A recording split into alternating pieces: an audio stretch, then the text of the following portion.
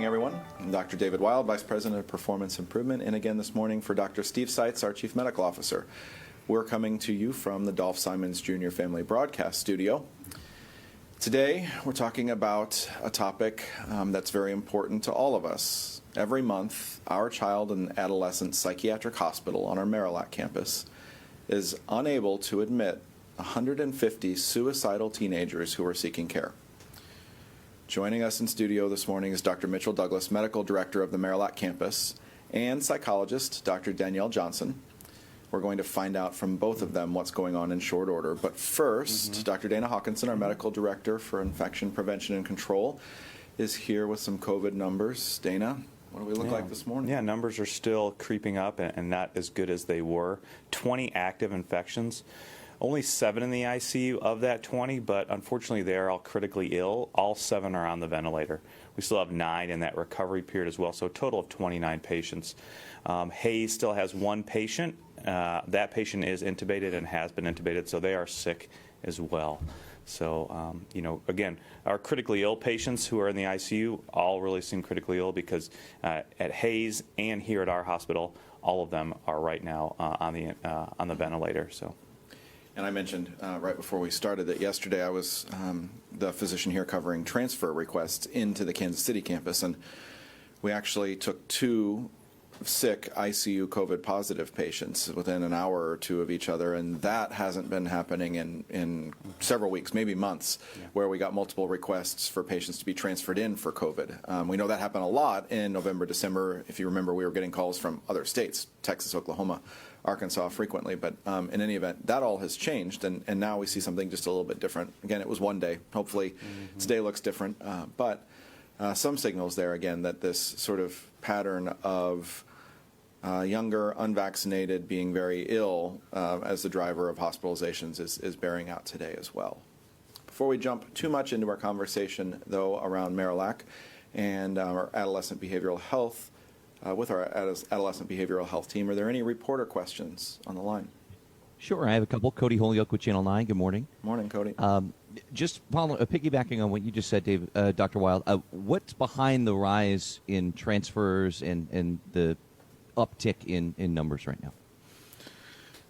Well, I don't know that we can pinpoint any one thing. I can tell you a little bit about some of the transfers.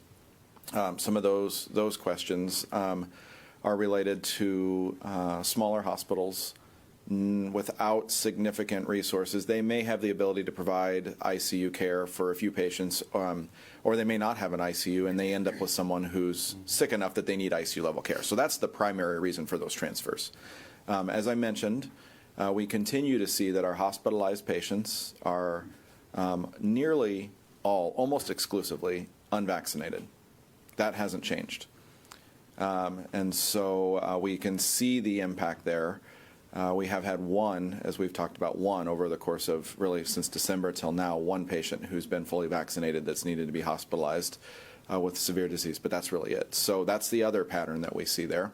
And then the last thing would be there are a few more really across the state. This week there are a few more older, maybe in their 70s again, patients that are needing hospitalized. For a while there we saw really none of that. And I think that's probably related to a different population being in long-term care facilities. We know that right, when you look at any skilled nursing facility or long-term care facility, there's sort of people leaving that population in that individual facility every day, whether they're recovering and able to go home or they move on to a hospice or don't survive whatever their illness was, and there are new people coming in. And so I think that there's some of that going on, but it's a little bit hard to tell exactly how much. Does that help, Cody? Yeah. One more question. Yesterday, Missouri Governor Mike Parson ordered all state employees back to their offices in less than 2 weeks. I know that's not the first business organization, even though it's a governmental organization, to start recalling workers and get them in full-time all the time. But with the low uptick vaccination or uptake, I guess, numbers for vaccinations, what are your thoughts on that? What do you advise? You want to start, Dave? Yeah, I know what we know from the healthcare workers that have been vaccinated. So there is a large proportion Don't know how many of the proportion of the Missouri state workers or in any one employment office, but we know that vaccination does help protect employees from missing work. It helps miss days of work in general for whatever that unit may be. We have seen that here at the health system. I think there are continued things that you can do to help prevent illness, but we need to make sure that the vaccine does get to those people, and all the people who are going back to work should be getting vaccine. That is going to protect them individually, protect their coworkers, protect them from missed days of work. Also, really in those spaces, continue to mask and distance as much as possible. Those are the things that we know work. We know that there are increasing prevalence of the variants going around. There are also, little upticks and trends in infections and cases and hospitalizations, depending on what geographic area you're in for those local infection dynamics. So those are the issues. We still know what protects and would still encourage everybody to get those vaccines, because that will hopefully protect you from, not only hospitalization and death, of course, but also those missed days of work. And we know that working for people is very important, and not being able to having to miss work is very important as well. Yeah, the only thing I would add is I think we continue to talk about the mitigation strategies to protect yourself and those you care about, and we've talked at length about the importance of masks and physical distancing and hand hygiene, and know those things aren't going away.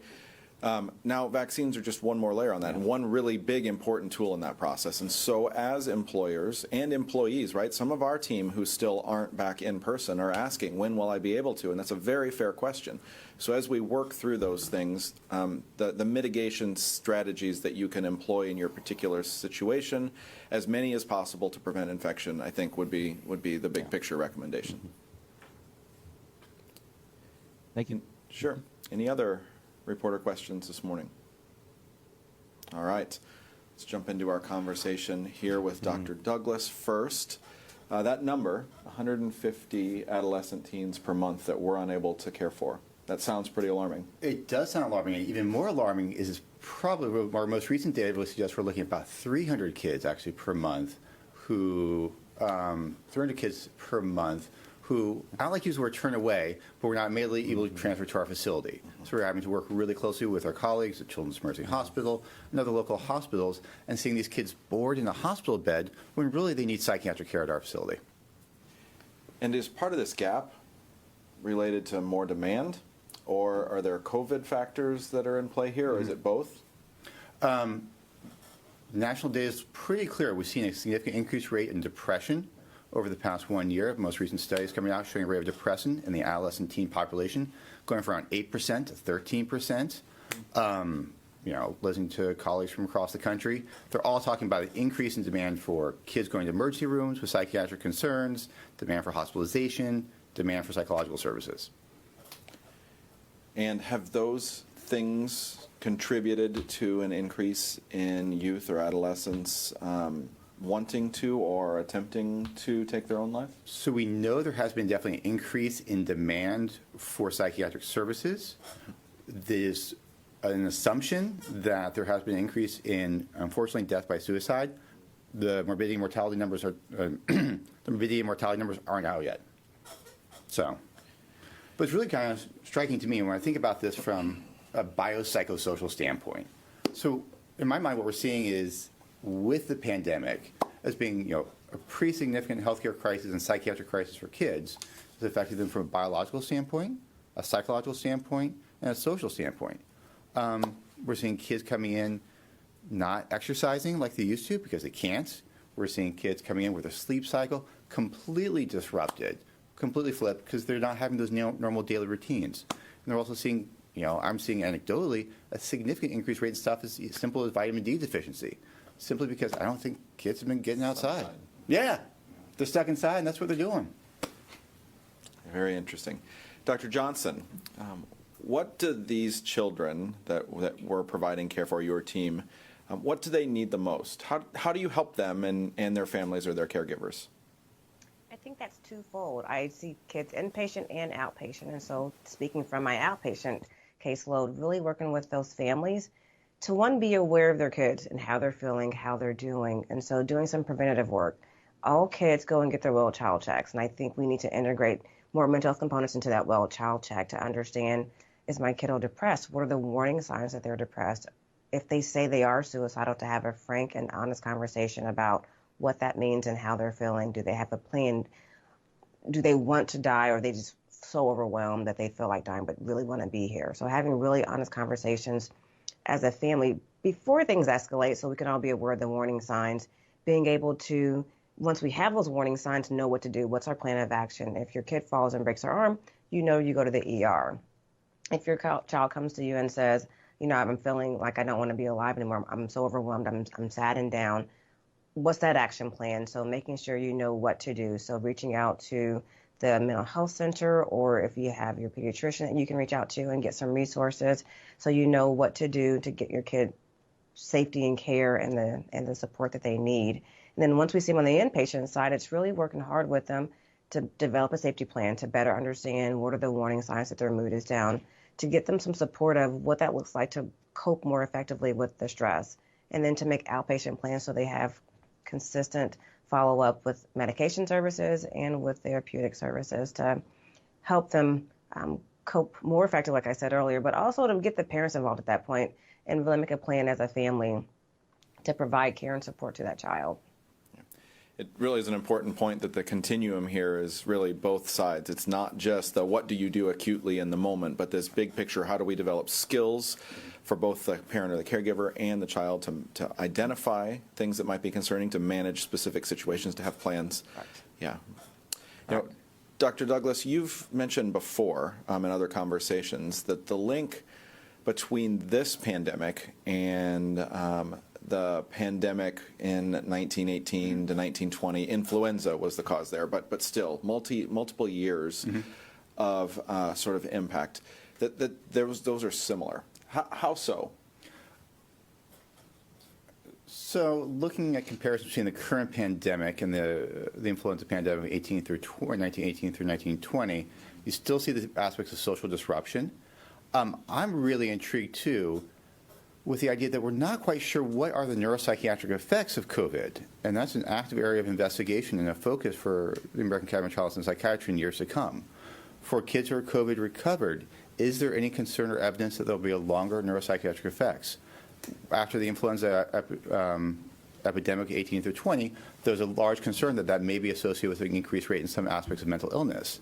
I've got the experts right here, but I certainly think there's a sense that we don't fully understand the longer-term effects of COVID, and that's going to be an area of investigation for multiple areas of medicine, including psychiatry.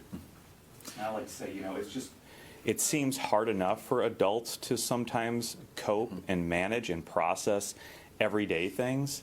You add COVID onto that for adults, and that has been even more problem. But then now you're talking about adolescents who are still developing, who don't have those pathways, who already don't understand how to fully process their emotions and what's going on around them.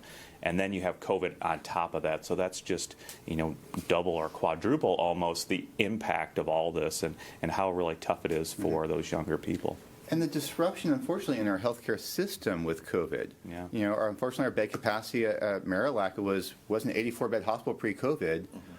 For infectious disease reasons, which were very necessary and appropriate. We've reduced our census capacity to 42. Yeah. That's 42 beds that were online and desperately needed in this area, which we don't have available at this time. Very hopeful for in the future with possibility of vaccine for kids, perhaps. Yeah. Kids 12 and above may be able to increase back, but that's a lot of resources available that aren't available right now. And that's an important part of the conversation. Just yesterday, the American Association of Pediatrics released their most recent study showing that right now, 22.4% of the new infections per week in the United States are in children. 22.4%. In November, it was 3%. Now, granted, 3% of a much larger number of new cases meant more children were actively infected, but understanding the impacts here, as vaccinations have been available to adults and not children, we've talked about this, we've shifted the age to younger people needing hospitalization, but we've also seen now a greater proportion of the infections that are happening every day in children. And we know that that's related to a number of things, not just the vaccine, right? We've heard a lot about some of the areas of clusters in high school age kids, for example, very recently. So those things are very real challenges when we talk about understanding capacity and the risk of using two rooms, right, and how do we keep kids safe from COVID when we know that we need to be able to provide them this care. And so all of those things, daily struggles for you and your team. Yes. Dr. Johnson, students have lived online for a lot of the last year between school and friends and sources of entertainment and gatherings. Have you seen challenges in children returning back to more in-person activities, whether that be in the classroom or interacting with friends in person? You know, my clinical case, most of these kids want to be back in school. They have struggled with online learning. I've got a small N, and my colleagues will, I think, attest to this, of kids who have significant anxiety, specifically social anxiety, in which being home feels much more safe and comfortable, and they are thriving at home. But I think the overall majority want to go back to school. They want to see their friends. They want the routine. I have a number of kiddos who are doing online schooling, and their schedules are changing. It's not this stable Monday, Wednesday, Friday block day, Tuesday, Thursday, they're on regular schedule. It's fluctuating all the time. And then with internet difficulties, sometimes they can't connect, and then they are docked points for not being present in class, although there were technical issues that prevented them from being present in class. So I'm hearing much more concern from adolescents and some parents that they want to be back in school. They want to be back into a regular structured school setting. They want to go back to sports. They want that routine back, especially for these high school students who have looked forward to this high school experience. And as a freshman or as a senior, they did not have that typical high school beginning or that typical end. And so many more kids want to be back present with their friends and be in that environment versus online. Maybe a question for both of you, and Dr. Johnson, I'll start with you. How can families recognize children who need to seek care for these questions?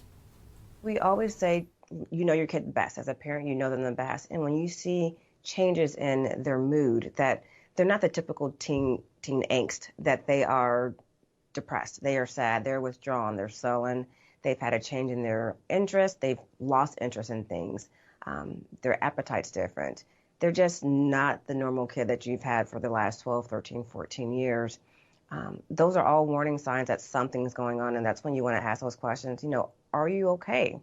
And if they say they're not, to sit and listen and to really understand what they're struggling with so you can best intervene and help. But look at those warning signs. Look out for them being withdrawn. Look out for them being sad. Look out for them just being irritated, saying nothing will change, nothing matters, being hopeless or helpless.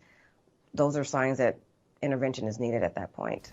If I could Dr. Douglas? throw in on that one too. Seeing lots of kids coming in, really high-functioning kids, good kids, with no prior history of significant psychiatric illness, and they've been working so hard for 9, 10, 11 months or more, a year into this pandemic of keeping it together, and they want to present to the world that things are okay. No, we're doing okay. So if you do the screening questions with a valence that you want them to say that they're okay, you're not going to get the information. You're doing okay, right? It's going to get the response, I'm doing okay. You're not having suicidal thoughts, are you? Right. No, I'm okay. Because that's what they don't want to. No. It's hard to ask for help. So really, when you're looking at screening questions, making sure you're saying it in a way and asking in a way, it's okay to say that you're struggling or having a hard time with things happening right now. Yeah. Lots of adults are having that hard time. How are you doing? Yeah, I'm doing okay. Are you getting through it? Yeah, I'm doing okay. Yeah, it's good. Okay, stay strong. Yep. So how does the process work? If I'm a parent who feels that my child needs help, do I call a phone number? Do I show up at the Marillac campus? Dr. Johnson? So we want you to, if your child is saying they are suicidal, they're having a plan to hurt themselves, they are unsafe, call 911. Let 911 intervene and get EMS there and get them to the ER and let them evaluate at the ER, and they will send them our way. That allows for us to make sure that we've got bed capacity. As Dr. Douglas mentioned, we have many beds offline, so making sure that we've got bed capacity and things in place to take care of your child. However, if you do drive to Marillac, we will assess at that point for a walk-in to make sure your child is safe and make the appropriate decisions on admitting them, or if they need some other services, making sure we get those services taken care of as well or referred out. So ideally, go to the ER if it's an emergency, call us for a scheduled assessment, or we will see if you walk in. And our first program, we were in that acute crisis. There's a child or an adolescent presenting with suicidal ideation or after a self-harming an event where they've harmed themselves or attempted suicide. You need to get emergency services because there is a hybrid of danger at that time period when you identify the event, and if there's a delay getting to a secure environment, that's when bad things can happen. All right, Jess, let's get to questions from the community. Kitty is asking, what about younger children under the age of 10? What can be done to help them cope with depression? And Dr. Johnson has lots of thoughts about this. I'll throw out my 2 cents. Biggest thing is what I was referring to before. I love routine. The more we can help with kids getting back into the routines that we've had for hundreds of years, the better. That's going to include the basics: food, eating schedules, sleep, getting good sleep, getting good exercise, getting outside, socializing with peers in an age-appropriate manner. The big debate that often comes up is what you do with technology. And that comes up a lot, where we're getting this mixed message to society and parents: go online for 8 hours, but make sure your kids don't spend any time online. Don't let your kids socialize too much, but then don't let them interact with their friends on an online platform. That's a really tricky conundrum. One of the things we're going to have to learn and sort of study as we get through this pandemic is what is the role of technology and social media as both a negative factor and as a protective factor for kids and their mental health concerns. Dr. Johnson, did you have anything to follow up? Yeah, I would add on, as we've talked, making sure that we can talk to our kids about what's going on, to acknowledge that they might be sad and that feelings are okay. And let's talk about what you feel and what those feelings mean, to normalize that we all have feelings, and as adults, we also have feelings and we may feel sad, and to really normalize that process of a kiddo being sad, and then talking to them and checking in with them frequently. We talked on Tuesday about how you were feeling. I want to know today, how are you feeling? And to talk really about that on a daily basis, make that part of the conversation. And if need be, seek outside professional help as well to help learn more skills for your child and for yourself to handle what they're going through more effectively. Susan wants to know, in your opinion, do you think that schools are doing enough to identify some of these issues, communicating with parents, teachers? Is there anything they could be doing better? I am awed and impressed with how our local schools have been trying to address this pandemic on both sides of the state line. They have been given an incredible challenge to how do you, in an infectious, safe way, provide an education and support to these kids. The effort to try to get these kids fed, to at least provide as much support as they could within support, has been amazing. I know, talking to my teacher colleagues, they are excited to get back in the classroom, to get even more eyes on these kids, to get them even more of the help that they need. And actually, I'm going to take a minute to Sure. expand on this just a little bit. Please. So prior to the pandemic, we know how important schools are in identifying the needs of children, right? I mean, that's a huge part of the referral process for both inpatient and outpatient treatment. Yes, 100%. And we actually see prior to the pandemic, we would actually see a trend line with our census numbers where we know that as kids are coming back to school in the fall, those kids are having significant problems, are being identified, and that being referred sometimes to either intensive outpatient or inpatient services. I am hopeful and looking forward to this fall. School should be, cross your fingers, back to normal, and getting those social workers and teachers and coaches and everyone back involved with the kids and helping us identify what kids are doing well and what kids need more help and getting them that help. I think that clear picture that we see every year of a decrease in referrals over the summer months Yes. when school is out speaks volumes about how important our school systems are in identifying these concerns and how active of a part they play. So as the question is asked, right, are our schools doing enough, or are they engaged? I think I would agree. I've been awed for a long time about how involved in this process schools across the board and with all of their resources are. So play a huge part. And undoubtedly, the last year has meant that those things look different and probably haven't been as affected and as effective. And we're sure hoping that yes, in the fall things are in a position where those get closer to normal and we don't have any gap in that regard. Yes. What are your thoughts on medicating children and teens for some of these depression and anxiety issues? So, using evidence-based medication interventions for psychiatric conditions, I am supportive of. Certainly, therapeutic intervention should always be the first-line treatment. But when we're talking about kids who are at risk of dying of suicide, and this is the number 2 cause of death in the 10 to 19-year-old age group, I want to do everything I can to keep that kid in a mental state so that they want to be alive, that they're not at risk of dying. Dr. Johnson, anything to add? Dr. Douglas, well said. There you go. So a question, I think, from a few parents is, again, going back to younger kids and kind of the average parent on what to look for. I personally lost a friend at 12 years old to suicide. It still haunts me to this day, every day. And now I'm a parent, so I think parents are wanting to know, how do you spot the little things, short of like taking the hinges off the doors off the hinges and watching kids all the time? How do parents spot it when there's something brewing that's small in a little kid's head? Yeah, and so lots of thoughts come up with that. So one, a parent, no matter how much you love your child and you're going to watch your child, you're not a hospital. So if you're relying on keeping your kids safe based off of keeping close eyes on them and taking the hinge off the door and alarms, you're going to need to get some sleep. You're going to need to go to work so you can feed and take care of your family. So if you're at the case where you're having to do that level of interventions, you need to be looking for more help. So that's one. Two, thinking about ideas, making sure we're not catching up on the little things. 2 thoughts. One, I hear a lot about households where everyone's in the house and we're all stuck together, but everyone's living in their own silo. There's a teenager in the basement who maybe comes up to grab a bag of Doritos and goes back down. There's another child in another room and they're just online all the time.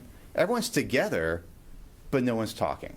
So if there's ways to make sure, like, to have some structure to the family system, there's a meal together. Phones are down, just for an hour. We can be together and actually look each other in the eye and talk.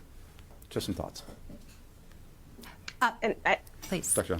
I would add, for the younger children, I think I've talked to a lot of parents about making sure that for those car rides home, that every single day, what was something great about your day? What was something that wasn't so great about your day? And how did that impact you? Having, like Dr. Douglas said, having these conversations on a regular basis. So making sure every single day you are checking in with your kid on how their day was. Something rather benign as how your day was can really give you insight to what they're struggling with. And so you can be more aware of some of these small things that may creep up that you can monitor and intervene with maybe early on by talking to them. But then also, if you see some more signs, it's time to go get a professional help. And if it's escalating to the point of safety, it's time to get crisis level help and intervention with your family. You can put that in a ritualized way. So it's just something that happens, as opposed to, oh, I'm thinking about mental health now. Johnny, sit down. Are you feeling sad? You're not going to kill yourself. Like, that's not going. You're not going to pick up anything subtle. It's a conversation, not a talk. Yes. Yeah. Yes. Yeah. Ongoing. I'm going to tell you now about how you're going to be feeling. Yeah. Okay. Great. Thanks, Dad. Every single day. How was your day? What was good? What was bad? Let's sit down. Yeah. It's sometimes, right, that's a chore. My 4-year-old wants to say, I don't remember. And not at all because there's any issue. He doesn't want to talk about it. And so prying, the 13-year-old's a different story. He'll tell me everything. The 4-year-old won't tell me a thing at the moment. So. Wait 12 months on that 13-year-old. Yeah. Okay, so Amber is asking you to kind of get out your crystal ball here. So thinking of a time frame, is it realistic to expect to send a kiddo away to college a year from now who is currently undergoing very active treatment for depression and anxiety? Would it do more harm than good? Should they maybe think more about keeping their kid a little closer to home just to try to plan ahead? And that's going to be an individual case decision that should be go through, discussed between that patient, their family, and the treating psychologist or mental health professional. That's always a hard thing. You want to see kids go through, I mean, I'm going to throw out my 2 cents with that Please. caveat in place.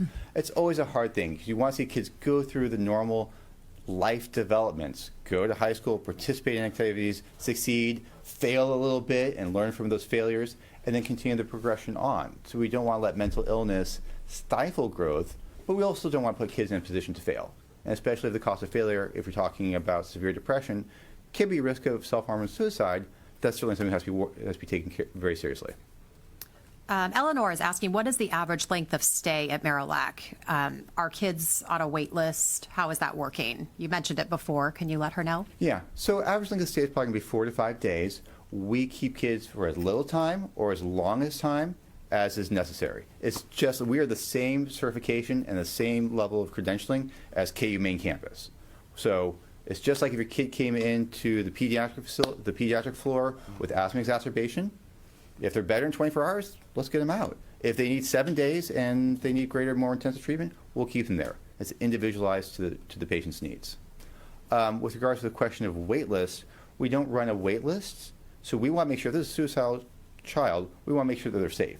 So oftentimes we're working with our colleagues on the pediatric floor or at local pediatric hospitals, and they are unfortunately having to, I don't want to say board, but provide psychiatric care in a pediatric hospital setting.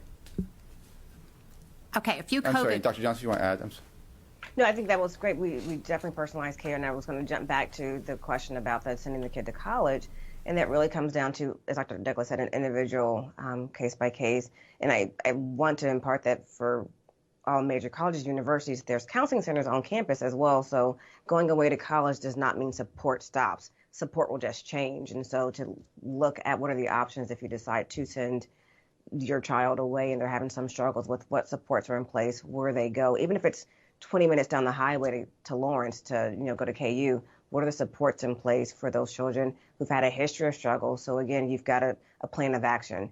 If they've struggled before in the past, how do we cope with a future struggle that may come up? So that's maybe more of a general response, but yeah, it's a having great the point. support there. Okay, a few COVID questions. Phil is asking, he'd like to hear your advice on returning to call center environments, very close quarters, lots of people. Yeah, we know there was quite a few published studies on call center environments with super spreader events. Again, we know from our experience here at the health system, we had a call center that we had to change around, and a lot of people were doing it from home, and get those people not working in such close proximity together. Again, I think we're starting now to get into the weeds, and it's all about talking about risk mitigation and benefit first risk. The biggest thing, the most helpful thing you can do for all of your employees, or if you work there, is make sure everybody is vaccinated. That is going to provide the most protection for you. Distance as much as you can, would still recommend masking in that situation. But those are things that you can do, and then look at other things, engineering, such as airflow and things of that nature. But that's what it will be. But I'm thinking it's really going to start at concern for yourself and your other workers and employees, and through that is getting people vaccinated. We know that is going to provide the most protection. And then secondly, again, is masking, distancing, looking at airflow and ventilation, things of that nature in that setting. Craig is asking, are there fully vaccinated people being admitted? So I think the answer is yes. It would be disingenuous to say no. We've talked about our one here in our place since since December when we started vaccinating, that we've had one fully vaccinated patient who's needed to be admitted to the hospital for a significant disease. Of course, we've had a couple of people who have had their first vaccine and hadn't had their second yet. And so we know that those things are happening. So people who've had a vaccine, or even those fully vaccinated, have needed to come in. One out of, I don't even know, in that time frame, a couple hundred, almost 400 since December. Not a lot. We also know that we expect that even after vaccination that there will be some breakthrough infections, meaning infection in those who are fully vaccinated, that are severe enough that they need hospital care. The initial studies, the phase 3 trials that led to EUAs, showed 94 or 95% effectiveness of the vaccines against severe disease and hospitalization. That still means that 4 or 5 in that population that were vaccinated and were fully vaccinated ended up in the hospital. So we would expect some. We're seeing, actually, I think, less than we would expect based on those numbers. And for the most part, those people who are testing positive for COVID after completing a vaccination series are having much less severe disease. So all the reasons that we thought vaccination was good based on those phase 2, phase 3 trials and the EUA applications have borne out in what is a very, very large population now of fully vaccinated individuals, and I think continue to reinforce all of those benefits. Yeah, and I think that's consistent, too, with what the CDC has on their website. They had a blurb quite a while ago that was published. Obviously, we're still collecting data and actively collecting data. But I think they showed out of maybe 5,000 or 3,500, I can't remember exactly the number of breakthrough infections after vaccination. They had like 70-something deaths. So, again, you are still reducing that chance of you going to the hospital, reducing that chance of death by a significant amount. But we know that that happens because nothing is 100%. But overall, it is a significant reduction in the possibility that you'll have to seek medical care, have to go to the hospital, have to go to the ICU, and of course, death. And I think we keep talking, people ask for parallels. Well, if this doesn't work all of the time, why do it? Yeah. Or if it does, if it's not going to guarantee me that I'm not admitted to the hospital, then why do I care? And so my answer to that is one of the parallels we keep drawing is sort of around seatbelts. So seatbelts don't mean that in every accident you're going to walk away with no injuries. But you still wear them, because even if you do have injuries from a severe accident, they're much, much, much less severe, right, as far as the injury goes than they would have been if you didn't have the seatbelt. And from that perspective, this is very comparable. So hopefully that helps draw a line that makes sense. If you're struggling with that question of, well, people are still ending up in the hospital, well, yes, but if they are, it's much less severe than their disease would have been, and it's far, far, far fewer of them. So along those lines, Michelle says, if I'm fully vaccinated and if the vaccines are more than 90% effective, why is masking still necessary? So there are a number of answers to that depending on the scenario. Number one, and most importantly, there will be infections of those that are vaccinated and spread by those that are vaccinated.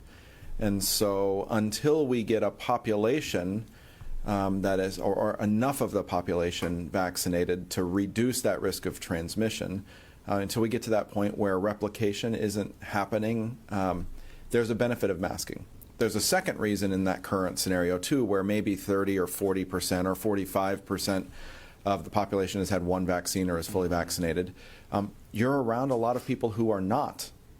And you may have a very mild or asymptomatic infection. Even though the risk of that is much, much lower, you may have a very mild or asymptomatic infection that is, right, you have gotten even though you were fully vaccinated, that you could transmit to your children who, say, aren't vaccinated. And so one of the ways you prevent that or reduce that risk dramatically, even after vaccination, is wearing a mask when you're around people you don't live with, especially if you're inside or in close quarters or have prolonged time. So those are a couple of reasons. I know there's many, many more, but those I think are the big reasons. Yeah, just like to reinforce and then clarify, your spectrum of disease is more than likely going to be significantly reduced. We talked about that on the other question. Dr. Wild just talked about that. Your ability to transmit the disease, all of the data look good, and it seems like it's going to be significantly less, but it's certainly not zero. The other factor is you don't know that everybody else around you is fully vaccinated. And right now, again, we are still actively collecting data. The CDC guidance, all of the big brains in public health and medicine are making these guidance steps very slowly. So it's not to say that in 2 or 3 or 4 weeks that guidance may change, but we need to do it based on what we have, and we still want to continue to be able to reduce the overall infections and hospitalizations, in your local community, in the United States as a whole. So it's not to say that right now, because we are doing it, that won't change, and say 2, 4, 6 weeks as, number one, more people get vaccinated, and we get more real-world information and data, especially in the United States here.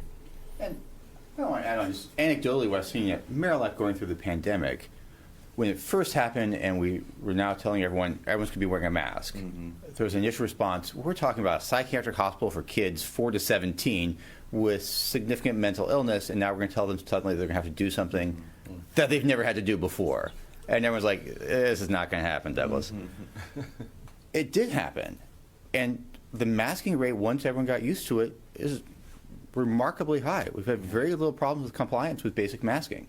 And for me, and this is just anecdotal, but once staff and the adults recognize this is what we're going to do, this is how we keep ourselves safe, we all wear masks, the kids, even who are dealing with significant struggles, they're in a psychiatric hospital, they got it, and they're like, all right, we're wearing masks, that's what we're doing. And, you know, we've talked now for 14, 15, 16 months, whatever it is, about the 2 reasons that you do any of these things, right? When I say any of these things, the 2 reasons that you wear a mask, the 2 reasons that you wash your hands, the 2 reasons that you physically distance, the 2 reasons that you get your vaccine, those reasons, right? One set of those reasons are to protect yourself. Another set of those reasons are to protect those that you're around and care about. And until we're at the point where children can fully be vaccinated, there's the need to continue to do things to protect them, and the mask is as much about protecting them now if you're vaccinated as it is about protecting you. And so just sort of think about those things. We'll get to a point in the not too distant future here, hopefully, where those conversations change. But at the moment, that just is where we find ourselves. The protection of vaccination for yourself is very real. You still need to do some of those other things to keep those around you safe. Couple more questions. So Joan says, they say the vaccine lasts 6 months, so that means many healthcare and frontline workers received them back in December and January. So the 6 months are almost up. So what is the plan for the next step? Booster vaccines, how is that all going to work as it kind of coincides with getting the flu vaccine? Yeah, I just saw a news report today. I haven't had a chance to read the studies, but looks like it's pretty good, robust antibody response still at the 6 to 8 months. I anticipate and believe, because of the strength of what we have seen from the original data, both in B-cell, antibody, and T-cell responses, that you're going to have a robust immune response for at least 12 months. Again, we still need to collect that data and analyze that data, but I suspect that's what it will be. But I am also encouraged that they are working on boosters. I believe boosters are going to be needed, especially against certain significant variants that may be circulating in the time period before, such as right now. Although we know you do have fairly good cross protection from the current vaccines to the UK variant, or B117, you have, a little bit more decreased efficacy from the vaccines to that South Africa B1351 variant. So I'm really anticipating and hoping for that booster that incorporates that spike protein from the B351 to provide, number one, protection for that variant, because that variant does look like it is able to evade the immune response a little bit better than the UK and other variants that we've seen. So I think that will be important. Also, maybe combining it with the original strains or the original spikes from the vaccines. And I think overall that will continue to provide good cross protection so far to the variants that we've identified, and maybe even variants in the future that we haven't yet. On that specific point, Moderna yesterday released their own internal data, so not peer-reviewed yet, but their own internal data around a modified booster that provides better coverage against some of these variants. Specifically, I think the South African variant was the question that they were testing there. What they found, though, was really interesting. 2 things happened. Number one, having a 3rd dose of the original Moderna vaccine in small numbers. They looked at 40 patients here in the group, so small numbers. But having a 3rd dose not only boosted your immunity, a 3rd dose of the original, by the way, but also improved the protection against the variants. Getting a modified booster provided even more protection against the original and the variants. And so there's a pretty good plan there that they're starting to work out for what boosters might need to look like for the variant protection conversation. Yeah. Separately, right, let's go back specifically to the point of vaccines are only good for 6 months. I don't think that is actually the statement being made anywhere. Correct. What's being said is the current guidance says for 6 months after vaccination, you don't have to quarantine for travel and worry about a high risk of transmission after an exposure. And that's the CDC guidance because that's the best evidence we have at the moment. Even the early participants in the phase 3 trials haven't reached a year from their first injection or from completing the series of the vaccines yet. So those first doses started in the trials in late July and early August, and large numbers started getting the first dose in late August and early September. So around that time, we will have a really good body of evidence from those phase 3 trials as to the duration of immunity from those two candidates, from the Pfizer and Moderna candidates. And that is actually likely the only question the FDA is waiting on right now for full approval for these vaccines because the safety profile is so clearly and well defined. Mm-hmm. So I say that specifically because I don't think we want to share the message that vaccines are only good for 6 months. That's not the case. We know right now that vaccines are good for 6 months and longer, and we're waiting for the final data to say for sure. Mm-hmm.